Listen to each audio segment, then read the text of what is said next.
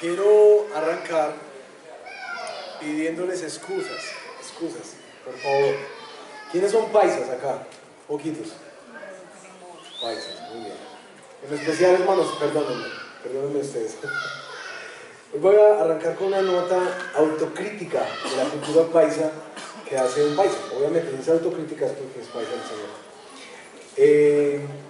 Es una nota, un extracto de un artículo publicado en El Colombiano hace unos años sobre la naturaleza del paisa de ser avispado o aventajado, así, con ese acento. Extracto del artículo Los paisas somos así, por Samuel Arango. Simpáticos, alegrones, entradores, cómicos y sinceros, habladores recursivos, trabajadores, madrugadores arriesgados, cariñosos, piadosos, aventureros y enamorados, detallistas y 3 millones de cualidades más que Dios nos dio a los paisas y a nadie más. Porque hasta mi Dios tiene algo de antioqueño, dijo Héctor Ochoa en su canción Muy Antioqueño, y le creímos. Nuestras cualidades las pregonamos a gritos por el mundo entero y llegamos a hablar de la raza.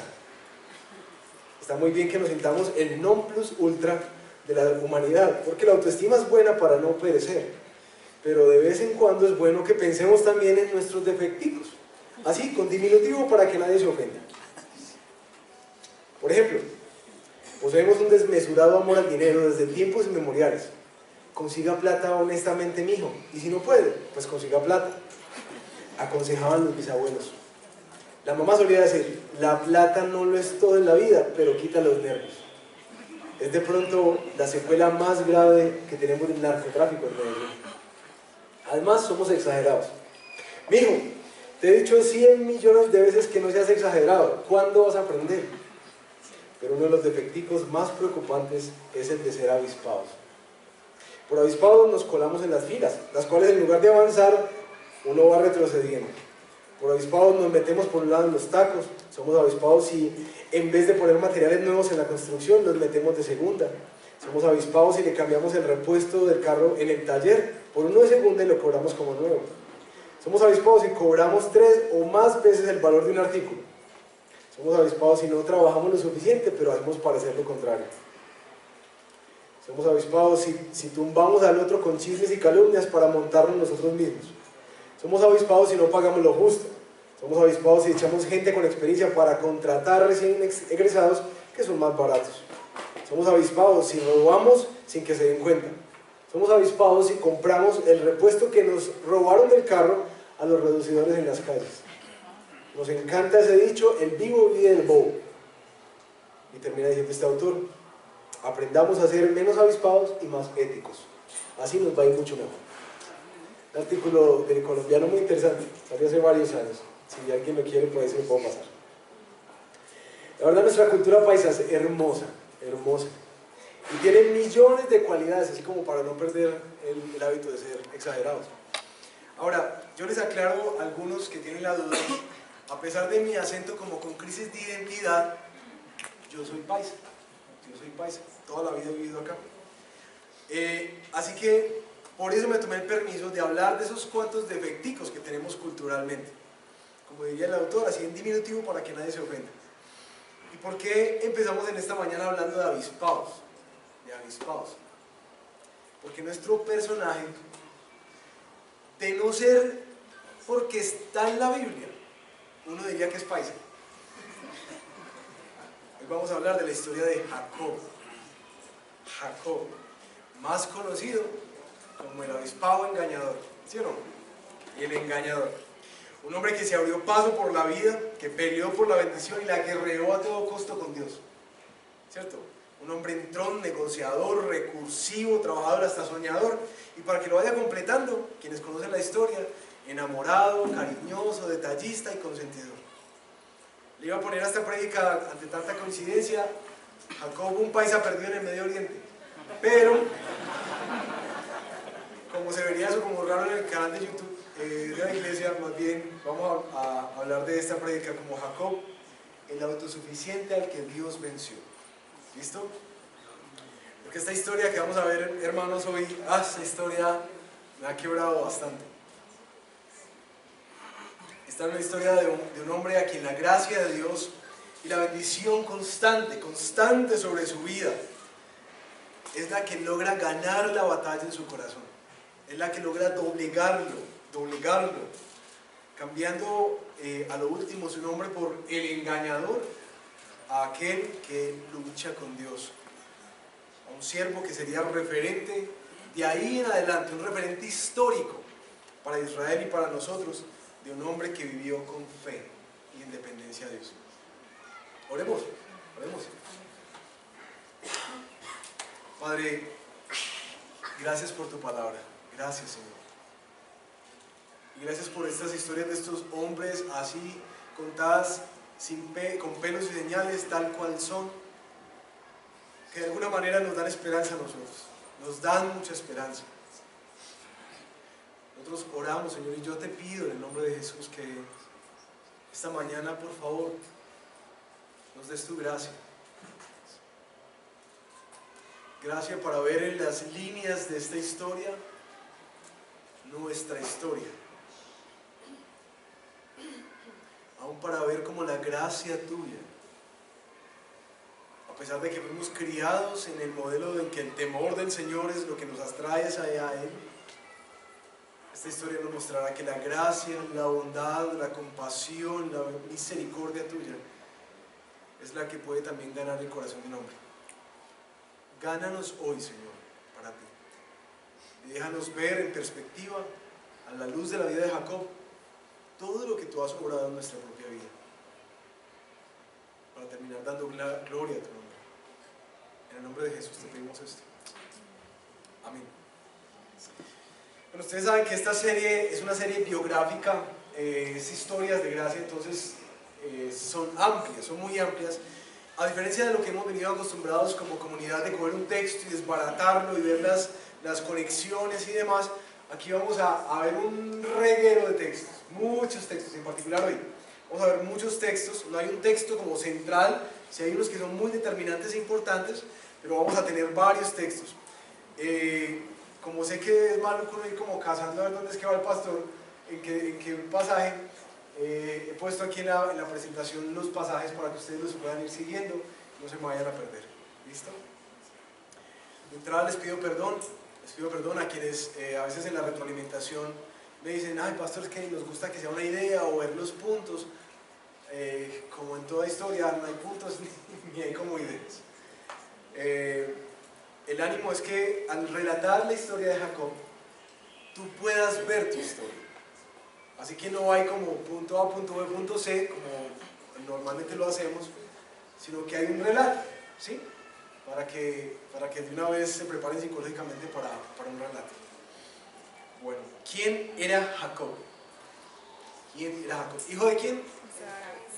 Isaac y Rebeca.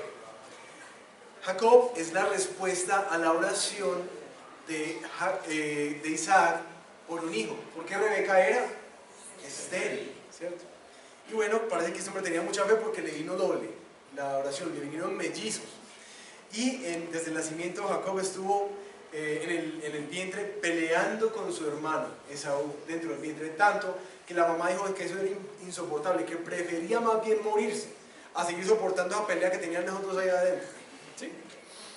Y le pidió a Dios, Señor, ¿cierto? Dame luz en estas cosas. El Señor le contesta, capítulo 25, versículo 23, 2 naciones hay en tu seno, 2 pueblos se dividen desde tus entrañas, uno será más fuerte que el otro, y el mayor servirá al menor. En el momento de dar a luz, ¿quién salió primero? ¿Y quién salió detrás? ¿Cómo salió Jacob? Agarrado del talón de su hermano, lo que le ganó su nombre, un nombre que determinaría toda su historia. Jacob, el que agarra el talón, ¿sí o no? Eso es, que más tarde se transformaría en Jacob, el usurpador o el engañador. De joven Jacob, nos dicen en el capítulo 25, que era un hombre tranquilo, que no le gustaba estar como por fuera, sino que más bien le gustaba estar en la casa.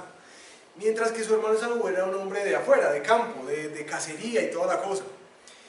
Y este Jacob parece que desde pequeño, aunque era tranquilo, era manso pero no menso, porque eso sí, avispado como el sol. Vio la oportunidad y la aprovechó. Su hermano llegó de cacería, cansado, muerto de hambre, y él preparó un guiso y le dijo: ah, dame ese guiso. Ah, bueno, yo se lo doy, pero si me da sus derechos de primogénito. ¿Sí? Y es que los derechos de primogénito eran una cosa muy importante para la época, porque significaban tener poder sobre sus hermanos, tener la bendición patriarcal de la familia, pero también era tener un mayor porcentaje de la herencia. Entonces estaba haciendo un buen negocio por un pedazo, un platico de guiso, ¿cierto? Un buen negocio hizo ahí Jacob, muy oportunista. Saúl dijo: ah, pues bueno, hágale, ¿para qué me sirve en estos momentos que me va a morir de hambre? Lastimosamente no tenemos tanto tiempo para abordar la vida de Saúl, porque eso le costó mucho a Saúl. De hecho, el Génesis reprocha eso, como él despreció la herencia que Dios había decidido dar a través de él, y curiosamente Dios soberanamente obró en esa historia. Bueno, cuando tenía aproximadamente ya 40 años, más o menos, Rebeca escuchó a Isaac decirle a Esaú que como ya se iba a morir, pues que él iba a dar la bendición ya, ¿cierto? Antes de morir. Y Rebeca le ordena, esta mamá es una de esas mamás, esa mamá era paisa también, ¿cierto? Le ordena que tome ventaja de que su papá Isaac está viejo y ciego, se disfrace y suplante a su hermano y se le robe la bendición. Jacob tuvo miedo, pero como nos decía Julián hace unas semanas, no el miedo de Dios, no el temor de Dios, no, miedo a la consecuencia, a que le iba muy mal. Y dice la mamá: bueno, pero ¿y qué pasa si yo les llevo el plato y después me descubre a mí y ahora me tienen una maldición en vez de una bendición? La mamá le dice: tranquilo, que yo, si algo que caiga eso sobre mí. Jacob fue, hizo lo que su madre le ordenó y comenzó su actuación, ¿cierto? De hombre lobo, peludo por todas partes, hasta el cuello, se vistió porque su hermano era muy velludo, y fue y le entrega ese plato de guiso a su papá. Y el papá le dice: hijo, pero ¿usted cómo encontró eso tan rápido? Y este hombre, capítulo 27, versículo 20: el Señor tu Dios me ayudó. Isaac sospechó de él, pues la voz, dice la narración, que era la de Jacob, pero las manos eran las de Esaú. Y ya se disponía a bendecirlo, y padre le pregunta de nuevo: ¿eres tú mi hijo Esaú? No, pa, claro que sí, claro que sí. Si ustedes ven, este es un hombre sin temor a Dios, ¿sí o no? Un hombre sin temor a Dios. Él no temía al Señor, sino a las consecuencias malas que podrían venir, ¿cierto? Y no le dio ningún reparo a usar aún el nombre de Dios para sostener las mentiras que iba a decir. Cierto que nada tiene que ver esto con nuestra cultura paisa, de pedirle a Dios que nos bendiga haciendo trampa en los exámenes, en los negocios turbios, ¿cierto? Pidiéndole que bendiga aún hasta las balas con las que van a matar a una persona, que nos cuide cuando infringimos las leyes, ¿cierto? O cuando evadimos los impuestos. No tiene nada que ver, ¿cierto?, con nuestra cultura de orar y pedirle a Dios que por favor no nos cogen haciéndolo mal. Reconocer esto en la vida de Jacob para nosotros es muy importante, porque, mis hermanos, nos da la tranquilidad a nosotros, quienes en general, paisas aquí, aventajados, nos da la tranquilidad de que sí tenemos esperanza entonces en el Señor. Si este hombre, si yo lo cambio, nosotros también tenemos esperanza en el Señor. Y aquí empieza algo insólito, y lo he llamado una lluvia de bendiciones. Jacob empieza a recibir primero la bendición que se acaba de robar, la bendición de Esaú. Su padre lo cogió, capítulo 27, versículo 27 al 29.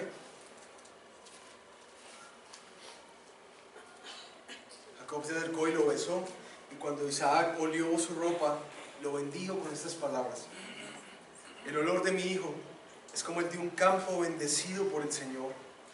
Que Dios te conceda el rocío del cielo, una cosa muy importante en el desierto, ¿no? que dé la riqueza de la tierra y te dé trigo y vino en abundancia, que te sirvan los pueblos, que ante ti se inclinen las naciones, que seas Señor sobre tus hermanos, que ante ti se inclinen los hijos de tu madre. Maldito sea el que te maldiga y bendito el que te bendiga.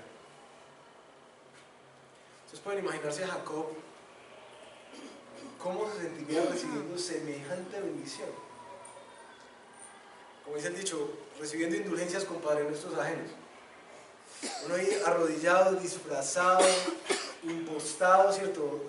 Usurpando algo y robándome algo que no me pertenece de semejante calibre. Después de esto, Jacob sale e inmediatamente dice el relato que entra ¿quién? Esaú, y entra con su platico. Con su platico, pa, levántese que ya le traje su plato. Y dice el relato que Jacob empezó a temblar y lleno de rabia preguntó: ¿quién fue el que me engañó? Porque ya di mi bendición, yo ya la di.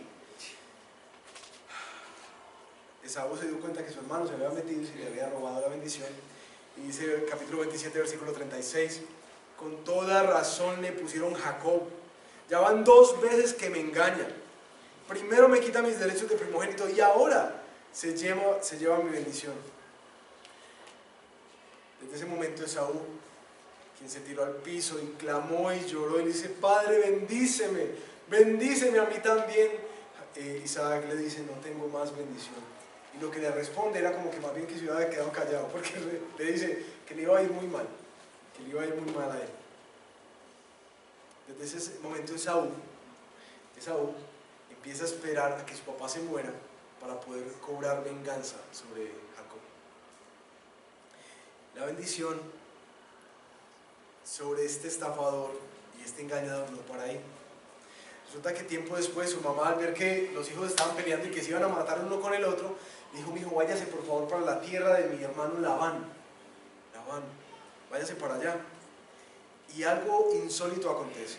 Su padre Isaac, capítulo 28, versículos 3 al 4, su padre Isaac llama a Jacob, al que lo engañó, y lo bendice antes de partir.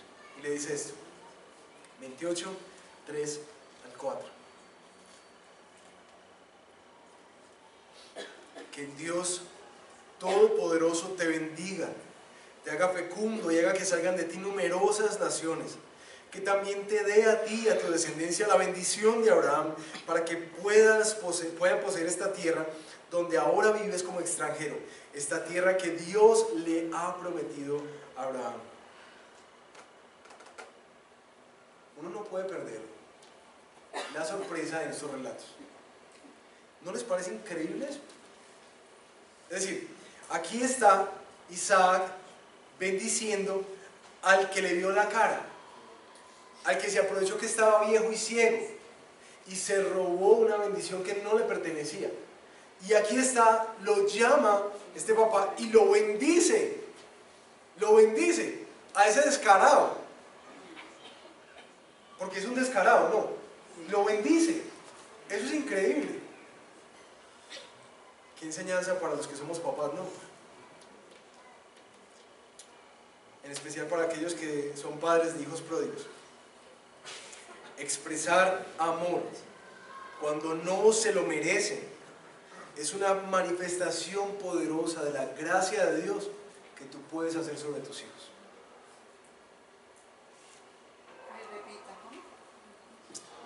Expresar amor a esos hijos pródigos, a esos descarados, cuando no se lo merecen, es una manifestación poderosa de la gracia de Dios. Mis hermanos, papás, aprovechen por favor las oportunidades que tengan para ayudarles a entender a sus hijos la gracia de Dios. Porque a veces nuestros estilos de crianza refuerzan esa idea de la meritocracia, con la cual ellos mismos se van a acercar a Dios. Pastor, ¿y cómo puedo hacer eso? Cuando sepas que tu hijo ya se dio cuenta que la hizo, y ya se dio cuenta que vas con él con todo encima, que ya mi papá me cogió, ya yo me la gané. Sorpréndelos tratándolos con gracia. Eso va a ayudarles a entender cómo opera el Evangelio en la vida. ¿Sí? Pero la historia continúa y no solamente obtiene esas dos bendiciones de parte de su papá, sino que aquí viene la bendición de Dios. Aquí llegamos a un texto que es central, en el capítulo 28, por favor ábranlo ahí, en el versículo 10, vamos a leer una porción larga.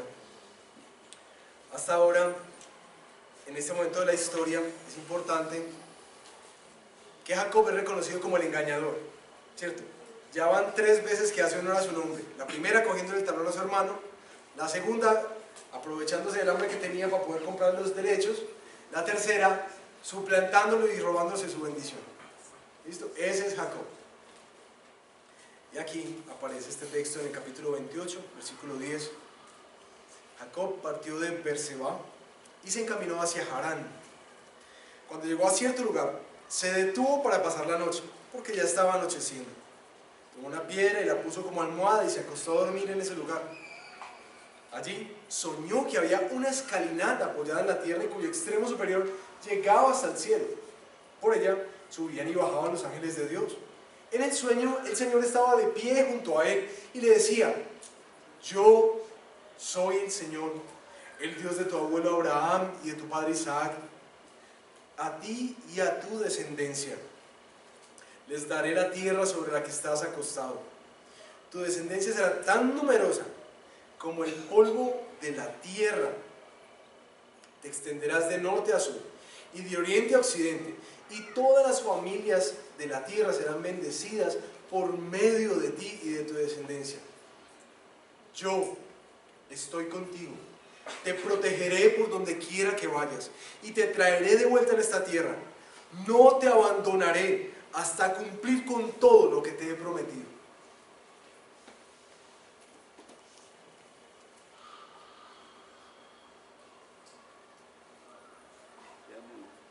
¿A quién le estaba diciendo esto Dios? A Jacob. A Jacob. No pierdan de vista eso, a Jacob. Cuando estaba estudiando yo decía: Señor, pero ¿no viste pues la historia? ¿Ok? Es que es Jacob, de hecho, hasta el nombre tiene el alias, ¿sí me entiendes? El engañador. Esto, mis hermanos, es una prueba de fuego para nuestra fe. ¿Acaso no se nos dice que Dios premia la obediencia? No obramos de hecho así. Que Dios bendice al que es obediente.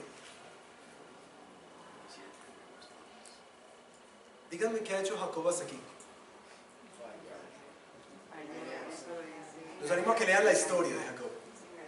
No hay nada que haya hecho ese hombre correcto hasta aquí. Nada.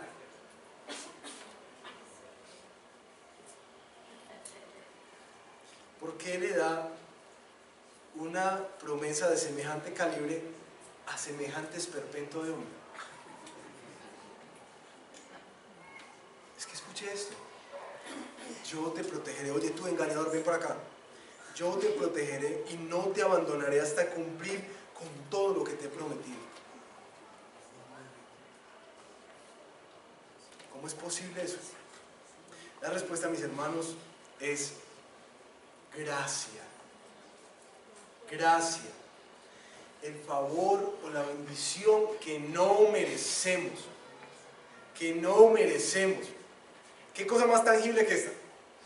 No merecemos. Ahora, yo quisiera que te preguntaras: ¿cómo afecta esto tu comprensión de Dios? Porque curiosamente en la historia de Jacob no son los quebrantamientos lo que lo atraen al Señor. Es justamente la forma en que Dios le da y lo bendice lo que termina cautivando. Y vamos a ver por qué más adelante. Esta es la primera vez que Dios habla con Jacob, y como siempre, ¿quién tomó la iniciativa? Dios.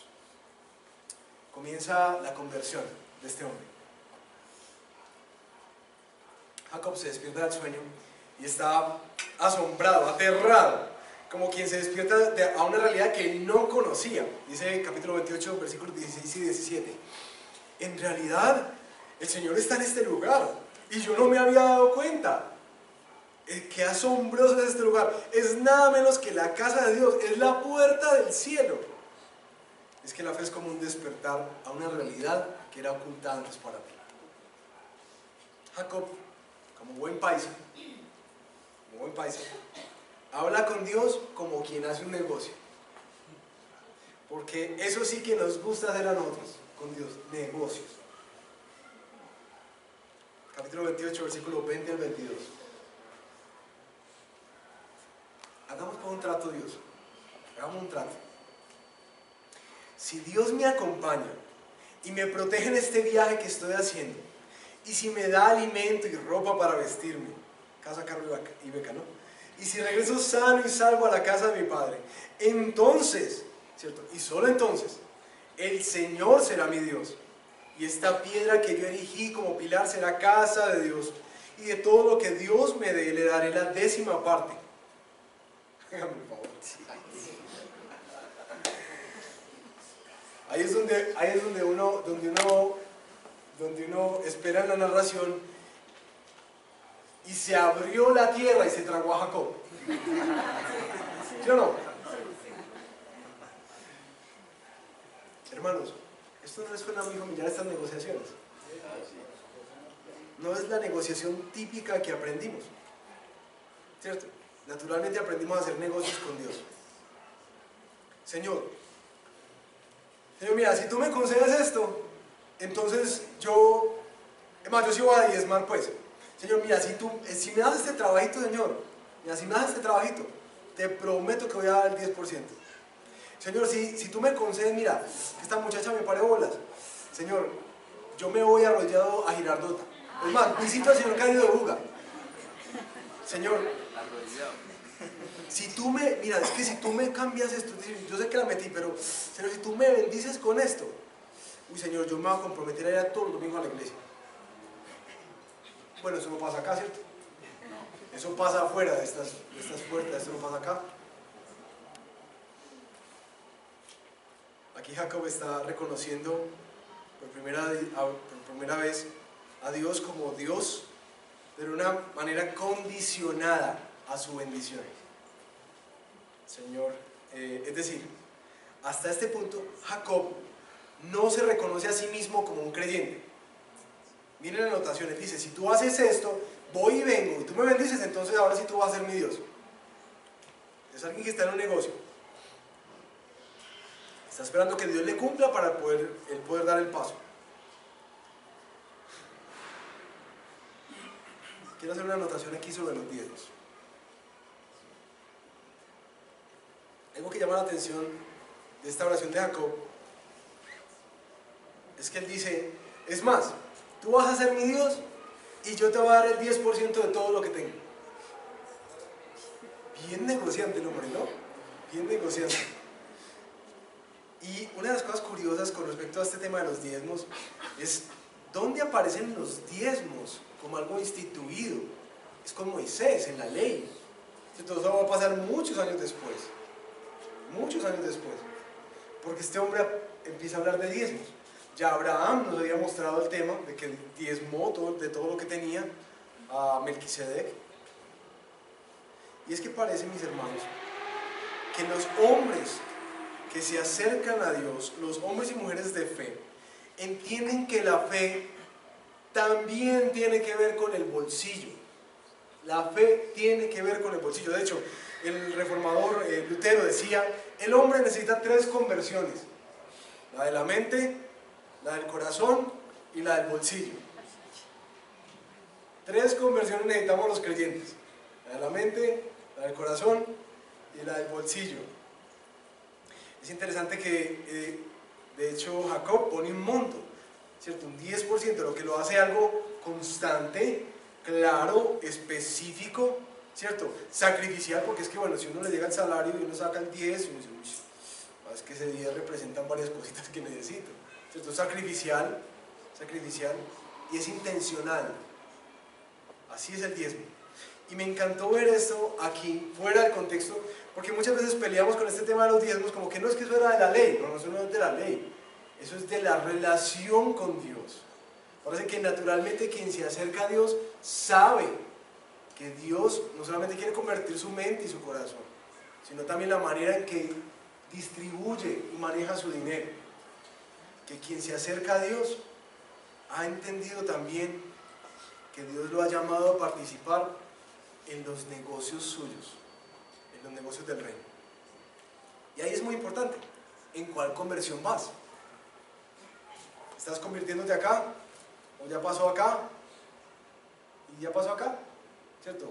Porque es importante recordar cómo en dónde vamos en nuestras conversiones. ¿Esto es algo que el Señor ha tocado en tu vida?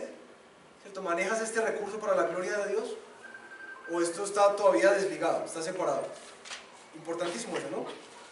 Jacob va a donde Labán, ¿cierto? Ya salió corriendo después de semejante revelación y se fue para donde Labán. Y allí empieza la misericordia de Dios. ¿Quieren ver la fidelidad de Dios? Bueno, mírenlo cómo lo trata de bonito. El trato del Señor. Después de este magno evento, ¿cierto? Jacob llega donde su tío Labán, donde el engañador es engañado, óigame, por 20 años. El viejo y el bobo. El engañador engañado por 20 años. 20 años. Allí donde Labán, Jacob se enamora de Raquel, hace un negocio por ella, de hecho ofrece mucha más plata de la que los comentaristas dicen que debería ser más o menos 3 o 4 años, y dice, no, le doy 7, para que está muy bonita. Y claro, le meten gato por liebre y resulta levantado, ve que es Lea, no es Raquel, le toca trabajar otros 7 años más, y su favoritismo por Raquel hace que genere un caos familiar. Esa familia es un desastre, peleando, teniendo hijos solamente para ganar el favor de este hombre, lo alquilan como si fuera un gigoló, era una cosa horrible. Sin embargo, Dios bendice mucho a Jacob y bendice mucho a Labán a causa de Jacob. Y llega un momento donde Jacob, cansado del trato injusto, decide fugarse, siendo animado también por el Señor, porque Dios le dice, vete para tu tierra nuevamente. En el capítulo 31, versículo 38, vamos a leerlo. 38 al 42. Esta es una queja que ya Jacob le dice a Labán cuando lo está persiguiendo, y se le queja encima. Durante los 20 años que estuve contigo, nunca abortaron tus ovejas ni tus cabras, ni jamás me comí un carnero de tus rebaños. Nunca te traje un animal despedazado por las fieras, ya que yo mismo me hacía cargo, es decir, yo pagaba esa pérdida. Además, lo que se robaban de día o de noche, tú me lo reclamabas a mí. De día me consumía el calor y de noche me moría de frío y ni dormir podía. De los 20 años que estuve en tu casa, 14 te serví por tus 2 hijas, ¿cierto? Lo que fue un engaño. Y 6 por tu ganado, y muchas veces, dice la Biblia de las Américas, 10 veces me cambiaste el salario. Si no hubiera estado Dios conmigo, el Dios de mi padre, el Dios de Abraham, el Dios de Isaac, el Dios que Isaac temía, seguramente me habrían despedido con las manos vacías. Pero Dios vio mi aflicción y el trabajo de mis manos, y anoche me hizo justicia.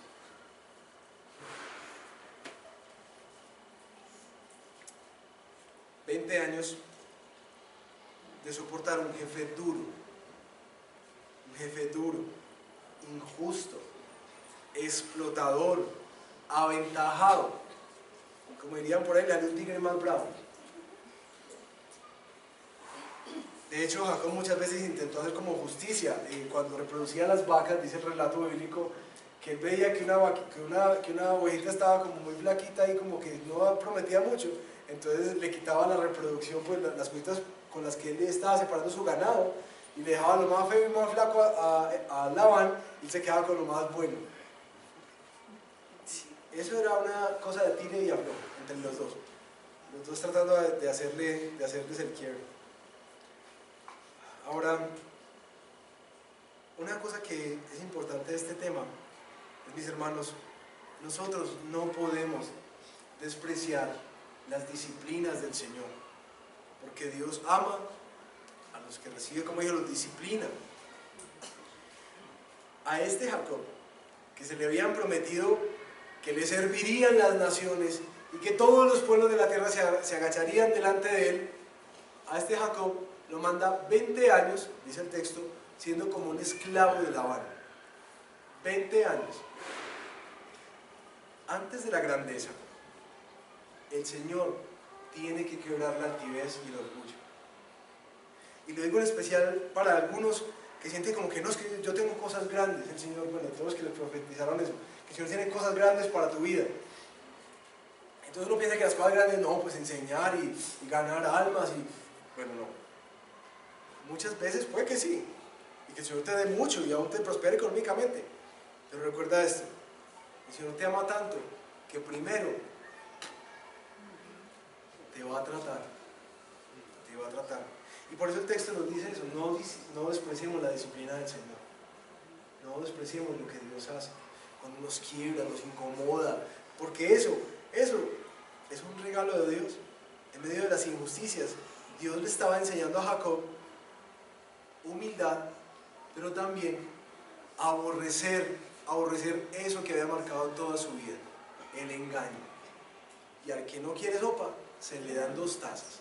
20 años engañado, 20 años de injusticias. Jacob de aquí salió curado, purgado. Sin embargo, una de las cosas lindas de este texto es que por primera vez Jacob reconoce la mano del Señor. 31:42. Si no hubiera estado conmigo el Dios de mi padre, me habrías despedido con las manos vacías. Pero Dios vio mi aflicción y el trabajo de mis manos, y anoche me hizo justicia. Y dice eso porque Dios se le apareció en un sueño a Labán y lo amenazó. Mucho cuidado con Jacob. Y Labán mismo se frenó en seco. Después de volarse, Jacob, llamado por Dios a ir a Canaán, a la tierra de sus padres, hace algo insólito en la narración. No va directamente hacia Canaán, sino que se desvía primero y va hacia donde Esaú. Muy curioso, muy curioso. Va a donde Esaú. Y aquí es donde Jacob empieza a enfrentar el pasado. A enfrentar el pasado. ¿Por qué hace ese cambio Esaú? Jacob. Parece que estos 20 años de trato del Señor, siendo engañado por Labán y materializando lo que significa ser engañado, lo que se vive como engañado, produjeron algo en su corazón. Parece que Dios lo cambió. Nunca menosprecies los tratos difíciles del Señor. No menosprecies un mal jefe, una empresa maluca, una economía apretada, una relación difícil. Nunca desprecies las formas en que Dios te quiebra para hacerte humilde. Porque así como dice la palabra, todas esas impurezas del corazón, todo eso que estorba a la voluntad de Dios y a que podamos ser a imagen suya, todo eso que está ahí, que son impurezas, ¿cómo es que dice la palabra que son purificadas? Por el fuego. Así que no desprecies el sufrimiento en tu vida, porque Dios está purificando tu corazón y sales haciendo una cosa totalmente distinta como la que hace Jacob aquí. Jacob envía mensajeros con un mensaje de paz al campamento de su hermano Esaú, como tratando de hallar gracia, pero, oh sorpresa, le informan que Esaú ya le viene al encuentro, y le viene al encuentro con 400 hombres. Un ejército más grande que con el que Abraham rescató a Lot. 400 hombres. Esaú sintió mucho miedo, 32:7, mucho miedo en Jacob, y se vio muy angustiado. Y es aquí, en medio de esa profunda angustia, es la primera vez, oiganme esto, la primera vez que vemos a Jacob, el autosuficiente, arrodillado, orando. La primera vez en toda la historia de Jacob. Capítulo 32, versículos 9 al 11.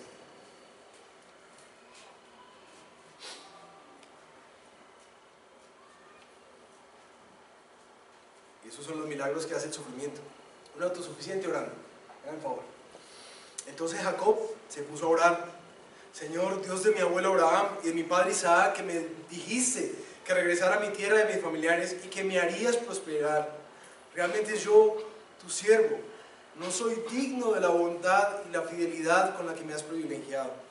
Cuando crucé este río Jordán no tenía más que mi bastón, pero ahora he llegado a formar 2 campamentos. Líbrame del poder de mi hermano Esaú, pues tengo miedo de que venga a matarme a mí y a las madres y a los niños. Tú mismo afirmaste que me harías prosperar y que mis descendientes serían tan numerosos como la arena del mar, que no se puede contar. Por primera vez Jacob no actúa, no utiliza las mañas, sino que ora. Con temor busca a Dios. El otro milagro que hace el sufrimiento es que este autosuficiente reconoce la gracia. Y esta oración manifiesta una cosa que es como un cuadro diagnóstico que nos da luz para ver lo que está pasando en el corazón de Jacob. Miren ahora cómo él se entiende a sí mismo, el autosuficiente. Realmente yo, tu siervo, no soy digno de la bondad y de la fidelidad con la que me has privilegiado. Este definitivamente, mis hermanos, es otro Jacob. Este es otro Jacob.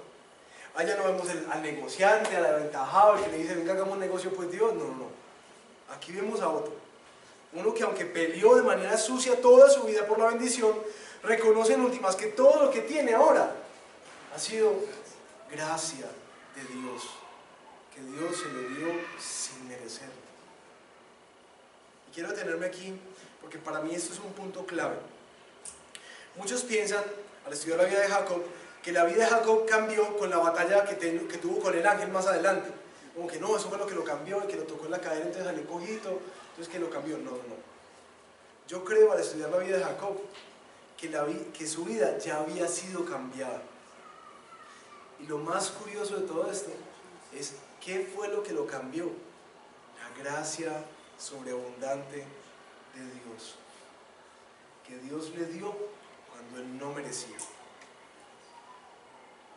Lo que cambió a Jacob fue ver que Dios no era correspondiente con lo que él era, que lo bendijo. Y aquí vemos la otra cara de lo que decíamos hace 8 días. El dolor y el sufrimiento son el megáfono de Dios para un mundo sordo. Pero también la gracia abundante, la bendición, la prosperidad, también es un método de Dios para ganar el corazón de un hombre duro. Y creo que esto es importante porque a veces,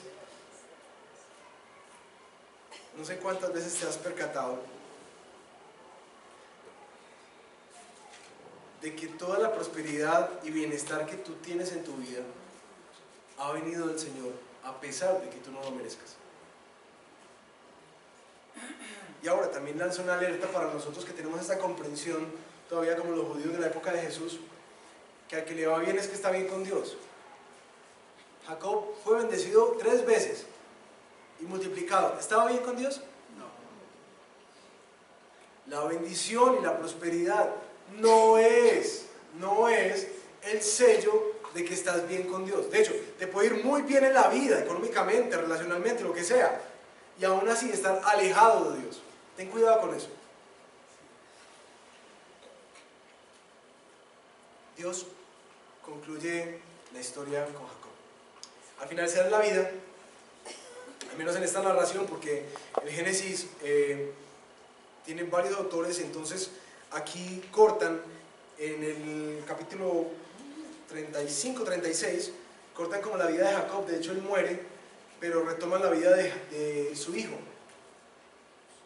José, exactamente, que gasta todo el resto del Génesis, y al finalizar en el 49-50 vuelve a aparecer Jacob más viejo, llegando a Egipto, y muere también nuevamente. Es decir, en el libro muere 2 veces Jacob. Aquí hay 2 intervenciones importantes de Dios al finalizar de su vida. La primera es la pelea con ese ángel en Penuel. Ese está en un momento de soledad, con mucho temor antes de encontrarse con Saúl, y llega un hombre misterioso a pelear con él. así de la nada, es decir, como que pues no nos dice nada, no se agarraron a pelear ahí de la nada. Y lo más curioso, porque es una narración sorprendente, es que este hombre, al ver que no podía vencer a Jacob, y hago una claridad, Jacob no solamente era como berraco echado para adelante, sino que era muy fuerte. Y cuando Rebeca llega, dice que él mueve la piedra entera, él mueve la piedra solo donde iban en el abrevadero del ganado. Parece que era un hombre con mucha fortaleza física. Este hombre se ve tan vencido que dice, no, Tim, llega y pum, le toca en la coyuntura de la cadera y va, se descadera a Jacob. Pareciera que cae y cae aferrado a ese hombre, que después lo identifican como el ángel, que es Dios mismo. Aferrado. Y en Oseas 12 nos dice que Jacob estaba con lágrimas suplicándole al ángel, bendíceme, no te voy a soltar hasta que me bendigas. Es importante la bendición para Jacob, no, todo el tiempo. Simplemente que ahora sí la estaba pidiendo donde era. ¿Y qué hace este ángel? ¿Qué hace Dios? ¿Cómo te llamas? Como una forma de que él identifique quién ha sido hasta ahí. Yo me llamo engañador. Ese soy yo, engañador, Jacob. Y aquí está lo sorprendente. Dios llega y le dice, ya no te vas a llamar así. Y le cambia el nombre. Dicen los comentaristas que este tema de los cambios de nombre de parte de Dios se asemeja mucho a las prácticas que tenían los reyes cuando ponían vasallos en diferentes partes a administrar a nombre del emperador. Como que les daba un nombre nuevo para ejercer autoridad sobre esa persona. Dicen los comentaristas que parece que Dios no solamente le cambia el nombre como algo bonito, sino como una forma de recordarle que ahora estaba bajo la autoridad suya, que le pertenecía a Dios. En 32:28 dice, ya no te llamarás Jacob, sino Israel, que más que el que lucha con Dios, sería el nombre que llevaría el pueblo escogido, la especial posesión de Dios, desde allá hasta aquí. Israel, el amado de Dios. Pero Dios tiene una segunda intervención y le dice en el capítulo 35, vete a la tierra que yo te prometí, le renueva ese llamado y pon allí un altar al Dios que se te apareció cuando escapabas de tu hermano Esaú. Después de reconciliarse con Esaú, Dios le pide que establezca en Betel un altar, en esa tierra prometida. Pareciera que eso era como una señal de culto, como que ya ahorita esta tierra y esta familia le pertenece a este único Dios, al Señor. Y la respuesta de Jacob es la marca de su transformación total. Este hombre engañador, aventajado, luchador, incrédulo, que de hecho comenzó la historia no creyendo en Dios, como un pagano, un incrédulo, gracias a la gracia que lo abrumó, responde declarando absolutamente su fe en Dios. 35:2. Ante ese llamado de Dios, Jacob dice esto. Jacob dijo a su familia y a quienes lo acompañaban, desháganse de todos los dioses extraños que tengan con ustedes, purifíquense y cámbiense de ropa, vamos a Betel, a la casa de Dios, allí construiré un altar al Dios que me socorrió cuando yo estaba en peligro y que me ha acompañado en mi camino. Imagínense eso. Corta con todos los ídolos de su vida y de su familia. Y Dios termina ratificando una promesa. 35, 9 al 13. Cuando Jacob regresó de Padán Aram, Dios se le apareció otra vez y nuevamente lo bendijo. Tu nombre es Jacob, pero ya no te llamarás así. De aquí en adelante te llamarás Israel. Y en efecto, ese fue el nombre que le puso. Y luego Dios añadió, yo soy el Señor, el Dios Todopoderoso. Sé fecundo y multiplícate. De ti nacerá una nación, una comunidad de naciones, y habrá reyes entre tus vástagos. La tierra que les di a Abraham y Isaac te la doy a ti, y también a tus descendientes. Y Dios se alejó del lugar donde había hablado con Jacob. Y así culmina la historia de un hombre aventajado, engañador y autosuficiente, que es vencido por la abrumadora gracia de Dios y es transformado en un hombre que de ahí en adelante sería un referente para la fe, un hombre reconocido como que caminó con Dios, Y de hecho es sorprendente al hacer el estudio cuántas referencias en el Antiguo Testamento aparece diciendo esto: el Dios de Jacob, por amor a Jacob. Una y otra vez ese nombre reluce como un recordatorio constante de que fue un engañador que tuvo esperanza y transformación en el Señor. Jacob es lo mismo que Jacobo, ¿no? Creo que tiene la raíz por ahí, Jacob y Jacobo. Pero Jacobo es otro. Sí. No, No, es el mismo. mismo. Es el mismo. Porque Jacobo es griego, Jacob es hebreo. Esta historia, mis hermanos, tiene unos ecos espectaculares del Evangelio. No solamente por la gracia, sino que quiero que hagamos un momentico como un zoom a ese momento de Jacob encontrándose con Esaú. En la historia, a nosotros no se nos dice nada de Esaú, nada. Solamente que la última vez que apareció era que quería matar a su hermano, que cogió un montón de mujeres para hacerle la vida